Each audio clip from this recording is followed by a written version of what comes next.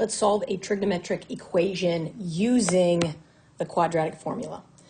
So first, we are going to solve the equation cosine x times cosine x plus 2 equals 1 over the interval 0 to 2 pi, and then also for all solutions. So we're going to start just on the interval of 0 to 2 pi. Let's go back to our equation. Now, when you look at this, you have cosine x times a binomial. And we can't just jump straight to our zero product property because we don't equal 0. So that's going to be our first step. Let's get this to equal 0 and see what it gives us. So to do that, my first step, I'm going to distribute my cosine x. So that gives me cosine squared x plus 2 cosine x. And then if I subtract 1 from each side, I get minus 1. Well, you might say, hey, that looks kind of familiar. I'm used to seeing things like x squared plus 2x minus 1 equals 0. Yeah, very similar. And you will notice it's not factorable. X squared plus 2x minus 1 equals 0 is not factorable. So we need to use the quadratic formula. So refresh yourself. The quadratic formula is x equals the opposite of b plus or minus the square root of b squared minus 4ac all over 2a.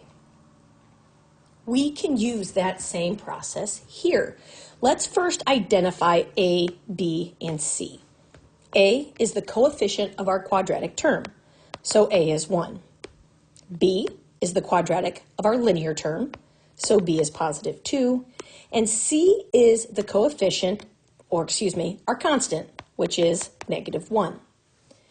Now this formula is a little bit different because we don't equal x, we're looking for cosine x. So we can say cosine x equals the opposite of b plus or minus the square root of b squared minus 4 times a times c all over 2 times a. And we simplify. Okay, great. So cosine x equals negative 2 plus or minus the square root of 4 plus 4. Because I have negative 4 times 1 times negative 1 underneath my radical, and all of that is over 2. Well, let's just simplify the numerator. Negative 2 plus or minus the square root of 8 all over 2. Okay. Wonderful. Now I need to play with this, and we hopefully recognize that I have two options, right? Cosine x could be negative 2 plus radical 8 over 2, or cosine x could be negative 2 minus radical 8 over 2. Well, let's first turn these radical fractions here into decimals. So if I take negative 2 plus radical 8 over 2, I get cosine x equals approximately 0.4142, and the negative version gives me negative 2.4142. All right, I'm going to go to a new page. So again, let's look at what we're dealing with here. 0.4142 and cosine x there of negative 2.4142. Well, you may notice that cosine is positive in quadrants 1 and 4. So we are dealing with quadrants 1 and 4 here because our cosine is positive. And if we want to solve for x, this is the same as saying x equals the inverse cosine of 0.4142. That gives me an answer of 1.1437. Now, the other issue is when I go over to our other answer, our cosine x equals negative 2.4142, is if you go into that, that is not in our domain. So, if you type that into your calculator,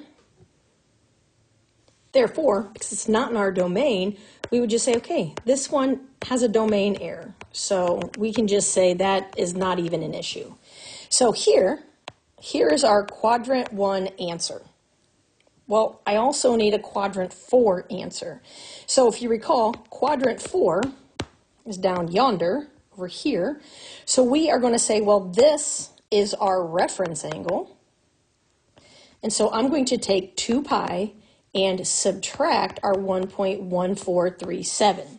So that gives me my quadrant 4 answer of x equals 5.1395.